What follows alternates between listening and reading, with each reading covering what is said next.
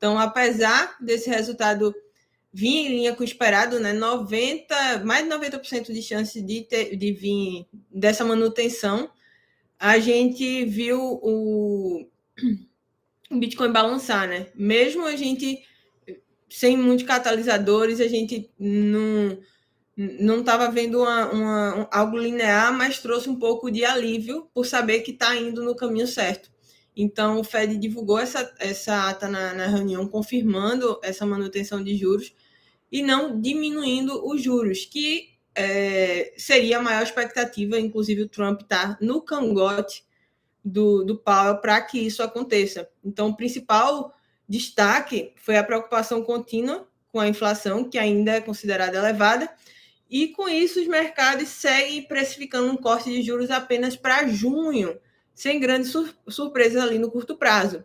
Então, na entrevista, o Powell falou em tom de, a gente chama no mercado financeiro de nem hawkish, nem dovish, vamos falar em português, né? Trouxe um tom de meio que de cautela, mas sem pessimismo nenhum. Ele reconheceu que a inflação está dando sinais de melhora, mas reforçou que ainda não há um conforto suficiente para iniciar esses cortes na taxa de juros. Então, ele demonstrou muita confiança no crescimento da economia americana e evitou vários comentários, mas evitou mesmo vários comentários negativos sobre as medidas econômicas da administração do Trump, o que pode indicar, e isso é muito bom, tá? Um ambiente muito mais estável estável, né? Por causa do meu sotaque, mas estável para decisões futuras, não instável, tá? Estável. E aí a gente começa a se perguntar, será que a SEC não está mais liberal? Então, outro ponto relevante foi a menção da liberação da SEC para que bancos possam custodiar criptomoeda. Powell afirmou que as instituições financeiras têm capacidade para essa função, desde que assumam os riscos inerentes disso.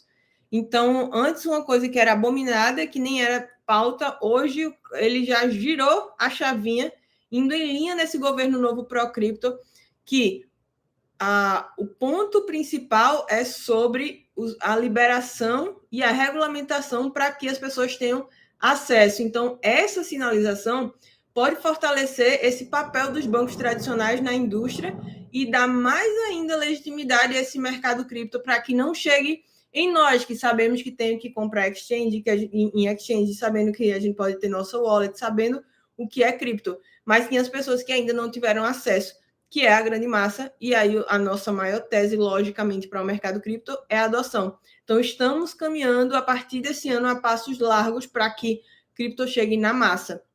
E aí, qual seria o cenário para esses próximos meses?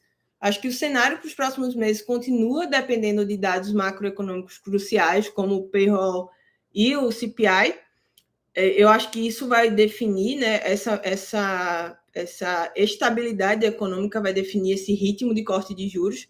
E no campo regulatório e político, acho que o melhor case de sucesso são os ETFs. Né? A gente viu o que aconteceu em janeiro com a BlackRock. A partir do momento que alguns outros ETFs vão sendo listados, isso vai ser muito positivo. A reserva de cripto começando a acontecer, para quem não lembra, essa semana, eu toda vez esqueço o nome dessa abençoada. Como é o nome dela mesmo, gente? Deixa eu lembrar o nome dessa benção aqui, peraí, viu? Peraí, vou atrás. Toda vez eu esqueço e ela merece ser mencionada com o nome dela. A da senadora. Cíntia Lumos, toda vez eu esqueço. Sei que é Cíntia, mas esqueço. E a Cíntia Lumos, essa semana, apresentou o plano de reserva estratégica, então ela quer comprar até 20 mil bitcoins e segurar pelos próximos 10 anos. Então, esse campo regulatório para a reserva de cripto é muito importante, e essas novas diretrizes podem impulsionar o mercado. Então, por hora, é provável que a gente veja uma continuidade desse movimento lateral, ou seja, de espera de respostas, vamos dizer assim, para que a gente tenha um panorama econômico mais claro, trazendo sinais de alívio. Ou seja, Tudo é muito positivo, mas a gente precisa ver um corte de juros, a gente precisa ver uma continuidade nesse movimento pró-cripto, entendeu? Até agora, falou-se muito e a gente precisa ver ações. O mercado já precificou essas falas, agora a gente tem que precificar ações. Então, agora tem que ter medidas mesmo, tem que ter a compra do Bitcoin, tem que ter a liberação dos ETFs, tem que ter a regulamentação, tem que ter fundo comprando, e aí a gente tem essa adoção em massa. Vamos ver o que vocês estão perguntando aqui, para já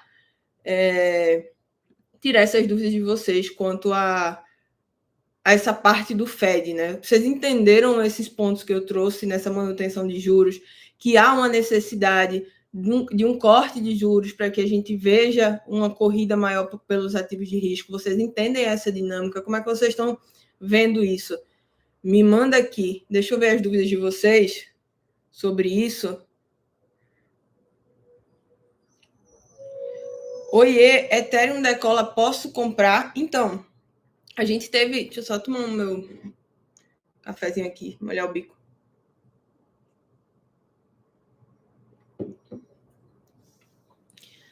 Bom, o Ethereum decolar vai depender exclusivamente dele e do time. Por quê? Sendo bem honesto com vocês, tá? O Ethereum ele é pioneiro, o Ethereum tem mais de 90% do ecossistema cripto, mas o time está deixando a desejar na parte de desenvolvimento. Focaram muito na questão de melhoria, de mudar de Proof of Work para Proof of Stake, de melhorar o valor das taxas, porque as taxas de transações são altíssimas, mas o Ethereum tem vários puxadinhos. E com isso, começou-se a olhar para outras camadas 1, que a gente chama, né? Layer 1, que é Avalanche, Solana, a Sui, que vem desenvolvendo um trabalho muito interessante. Então, começou-se a olhar para a construção em outras plataformas. Não quer dizer que o Ethereum não tem hegemonia. Afinal, a segunda maior, que é a Solana, ainda tem um quinto menor. Então, eu, Luísa, particularmente, acho que não vai ter out-season se não tiver um crescimento e um desenvolvimento de Ethereum. Acho que não tem como. Não tem como você ter um out-season somente na rede da Solana, por exemplo, ou só na rede da Avalanche. Acho que a gente vai ter, sim, um crescimento do Ethereum. Não tem como, tá? Tem muita coisa boa dentro do ecossistema e é 90% de todo o alicerce cripto. Fato é que ele precisa de melhorias, ele precisa parar, e aí falando de time, eles precisam parar, chegar num consenso do que agora tem de necessidade para o mercado. Senão, eles vão ficar para trás. Como qualquer tecnologia, se você não se desenvolve, vai vir alguma tecnologia melhor e vai começar a tomar espaço. Só que esse espaço não é do dia para a noite, as coisas podem se corrigir, e eu acredito que vão se corrigir, porque a confiabilidade ainda do mercado e do institucional é em cima de Ethereum. Apesar do mercado vir construindo algumas coisas na rede da Solana. Um exemplo, o PayPal. Um exemplo foi o Trump construir a meme coin dele na rede da Solana, porque é mais barato e mais escalável. Então, vamos aguardar as cenas dos próximos capítulos quanto a isso, mas eu ainda continuo acreditando que não existe out-season se o Ethereum não despontar, porque o ecossistema é muito grande, então não tem como. Matematicamente não tem como, hoje, né? Pode ser que amanhã a gente acorde e aconteça outra coisa.